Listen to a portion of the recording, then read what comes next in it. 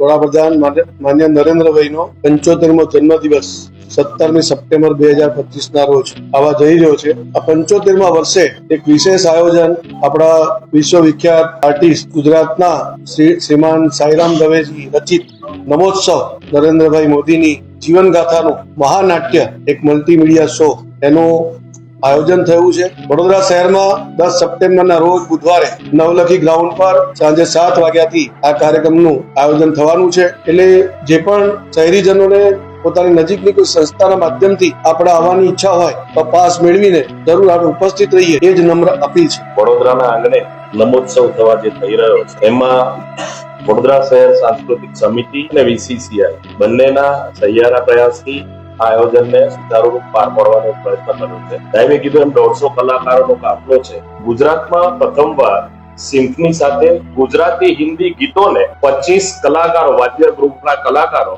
7 singers અનોખી રીતે રજૂ કરવાના છે. 65 થી વધારે આની અંદર ડાન્સરો છે.